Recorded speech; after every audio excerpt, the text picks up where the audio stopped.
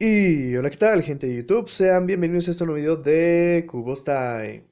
En esta ocasión vamos a ver, pues como ya vieron en el título, cómo es que yo vengo a resolver los cubos de Rubik 3x3, obviamente. Para resolver el cubo de Rubik 3x3, yo me sé tres métodos, que son el método Petrus, el método Rogues y pues el clásico, el método Friedrich. En esta ocasión pues vamos a hablar más o menos de cómo es cada método y pues vamos a ver un ejemplo de cómo promedio y en qué uso, en qué situaciones uso cada método.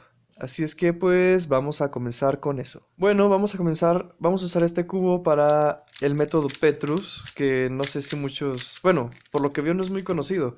Los más conocidos son el Rogues y el Friedrich. Bueno, ¿por qué lo señalo con estos cubos? Es porque pues con estos cubos los voy a explicar. Pero bueno, para el método Petrus. ¿Qué es el método Petrus primeramente? Es un método de bloques. En este método nos da un poco más de libertad de movimiento, porque lo primero que tenemos que hacer es juntar dos aristas con un color y buscar el F2L.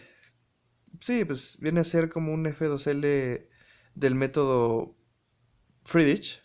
De hecho, los tres métodos, bueno, los dos métodos, Rogues y el método Petrus, eh, pues al final vienen a ser como un Friedrich de una manera diferente. La primera parte de Petrus nos pide que hagamos un pequeño bloque de 2x2. Primero buscando las aristas, igual que coincidan. En lugar de hacer toda la cruz, solamente esto. Y buscar el primer par de F2L, que sería este. Lo siguiente sería unir otra arista para hacer como una pequeña T. O bueno, por llamarlo de alguna manera. Y pues lo siguiente que nos pide es insertar aquí también este otro F2L. La, digamos, ventaja sobre Friedrich que tiene el método Petrus es que da un poco más de libertad de movimiento al momento de buscar las piezas. Pero para mí, pues no me resulta muy, digamos, muy conveniente este método. Porque es como un poco más confuso, es más fácil que te confundas al momento de buscar las piezas. Pero bueno, lo que pide es primero hacer este cuadrito y después unir con este bloque para que sea de 2x2x3 el bloque. Lo siguiente es, pues, disculpen, un poco enfermo, es que con las capas U y capa R orientes las cruces, tanto de la capa R como de la capa U, lo cual pues para mí ya es un poco más... Es la desventaja que tiene, que simplemente tienes que usar estas dos capas. Bueno, tienes que orientar las cruces. Para lo que tienes que usar estas dos capas es para formar primeramente, bueno, acabar de hacer el F2L. Primero se vuelve a juntar aquí. Aquí la última parte, digamos, de la cruz en el método Friedrich. Y lo que tienes que hacer a continuación es, pues, ahora sí que acabar tu F2L, pero solamente con las capas R y U.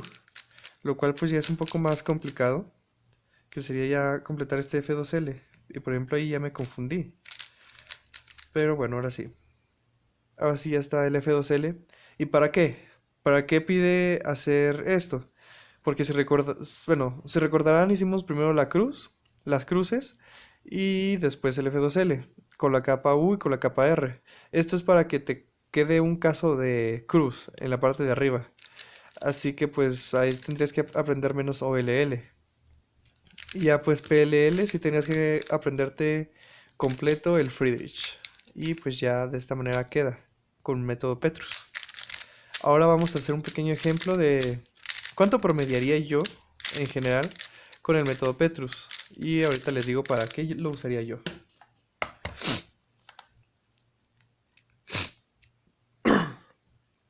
En la inspección lo que habría que buscar serían pues esas dos aristas que ya las encontré. Esto pues ya será una narración después. Bueno, aquí ya estamos viendo lo que fue la solución que hice con el método Petrus. Primeramente se tenía que buscar las dos aristas que fueran a ir para la primera parte, para el primer, digamos, par de F2L, para que se vea la cruz. Ya después se tenía que buscar el siguiente para que estuviera el bloque de 2x2x3, que es lo que estoy haciendo en este momento. Después pues habría que orientar las cruces, primeramente poniendo las aristas en su capa, en su orden correspondiente, y ya orientando, digamos, como una cruz normal. Ya pues lo demás sería primeramente colocar la arista que ve en la parte de abajo y acabar el F2L con la capa R y con la capa U, que eso ya es un poco más fluido. Y ya simplemente OLL y PLL con el método free. Bueno, con el método Petrus, que no lo he practicado mucho, que digamos, vengo a hacer un sub un minuto. Son 51:33 y es más o menos lo que promedio en general. Pero ¿para qué usaría yo el método Petrus? Bueno, a mí me resulta un poco más cómodo ahora que estoy practicando one-handed usar el método Petrus. ¿Por qué? Porque como yo lo hago con la mano izquierda, resulta un poco más cómodo hasta cierto punto hacerlo. Porque de esta manera am, tienes un poco más de libertad de movimiento, no tienes que estar regresando tantos movimientos que hagas para buscar alguna pieza. Em, ya después, pues obviamente... Bueno, el problema que tengo yo con One Handed es que, bueno, ya encontré este método para practicarlo, pero aún no he practicado mucho que digamos. O sea, hacemos este bloque con una mano y ahora lo siguiente sería, pues, ahora sí, que armar las cruces y todo eso. Por ejemplo, aquí ya estarían orientadas las cruces. La cruz blanca y la cruz azul. Lo siguiente sería pues hacer el F2L y si se dan cuenta yo con la mano izquierda se me hace más fácil mover lo que es la capa derecha y la capa U. Entonces por eso me resulta un poco más ventajoso el método Petrus para one-handed. O bueno, al menos para mí. De hecho ahorita me falta practicar más, ¿verdad? Pero es el que voy a desarrollar para one-handed. El problema que tengo yo es al momento de los OLL y los PLL, que aún no me sé los algoritmos para hacerlo con la mano derecha. Por ejemplo, para este creo que es bastante fácil. Espero no olvidarlo. A ver si no me equivoco, es algo así. Después así. Ah, rayos. Bueno, ya me equivoqué. Es el problema que tengo yo con One Handed, que no me sé los algoritmos muy bien que digamos. Pero pues bueno, por ejemplo, como les digo, para practicar One Handed, el método Petrus viene a ser muy cómodo por el tema de la cruz y el F2L, que vienen a ser menos casos por aprender para el OLL y pues el problema que tengo yo es el PLL sobre todo. Porque de los otros algoritmos pues prácticamente me los sé todos. Por ejemplo, este ya es un poco más largo, un poco más complicado. Pero bueno, no lo voy a hacer ya mejor. A lo que voy con esto es que por ejemplo, este tipo de algoritmos que son con la capa R y con la capa U, pues ya sean un poco más fáciles. En mi caso, que uso la mano izquierda. Y pues, esa es mi recomendación, que para one-handed, si lo haces con la mano izquierda, aprendas el método Petrus, que es pues bastante sencillo. Ahora, el método Rogues es el segundo método pues más conocido después de Friedrich, que pues es el que usa Max Park, por ejemplo, y con el que se batió el récord de one-handed, bueno, el último récord mundial de one-handed se rompió usando el método Rogues. Muchos, después de eso, fue cuando empezaron a aprender el método Rogues. Yo esto ya me lo sabía desde un poco después de que aprendí Friedrich, aunque no soy Friedrich completo, aprendí el método Rogues. ¿Y qué es el método Rogues? Es otro método de bloques. Para, para resolver el cubo de Rubik, primero se forman bloques y después se unen. Lo que es este método es que lo primero que tienes que hacer es, digamos, colocar una arista sin importar lo demás. Después empiezas a meter como si fuera un F2L. Este y este. Que en este caso este F2L está... Aquí está una pieza y aquí está la otra. Entonces ya simplemente hay que unirlo y lo metemos. Eso sería como un F2L del método Friedrich y ya tienes el primer bloque, que es de 2 por 1 por 3. Y lo siguiente que se tiene que hacer el método Petrus, digo Rokes, es hacer, digamos, el mismo procedimiento en la otra capa, en el otro lado. Y pues esto ya se hace. La libertad que tiene el método Rokes sobre Friedrich y sobre Rokes es que, digo, Petrus, sobre Friedrich y sobre Petrus, es que puedes mover la capa M, lo cual es bastante cómodo. Es bastante cómodo usar la capa M para los F2L. Porque, por ejemplo, déjenme ver. Miren, aquí están las partes.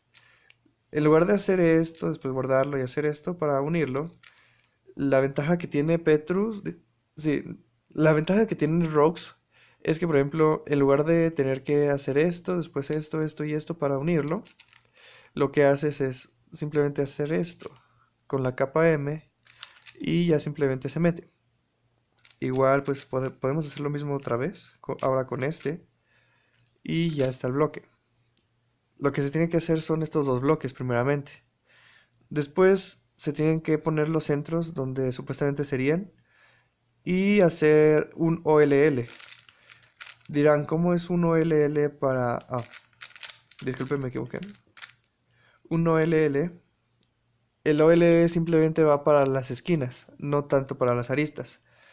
Se tienen que orientar primeramente estas y después, pues, hacer estos pares. Hacer los pares como si ya fuera la última parte en el Friedrich reducido.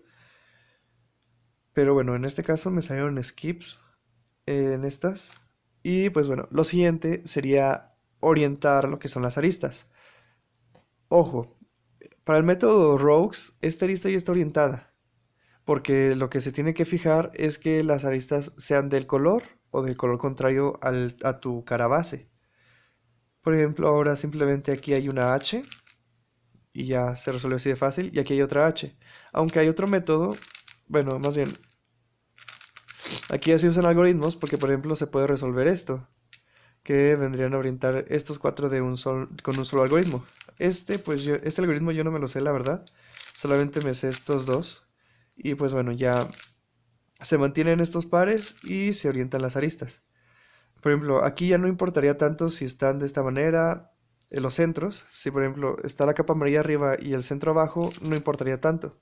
Igual si estuviera el amarillo. Lo que importa aquí es que puedes mover la capa M y puedes pues ya llevarte estas aristas. Ya lo siguiente sería pues ahora sí que completar estas dos capas. Así está completa esta capa y está completa esta capa. Y solamente falta la capa central que pues es bastante sencilla ya de resolver. Y esto es el método Rokes. Lo estoy explicando a grandes rasgos, no quiero hacerlo tanto como un tutorial, sino simplemente compartirles cómo es que yo sé, cómo puedo resolver el método, bueno, el cubo de Rubik. Ahora vamos a ver más o menos cuánto promediaría con un método Rokes para la solución del cubo de Rubik. Y pues como la solución anterior, esto ya lo haré en voz off.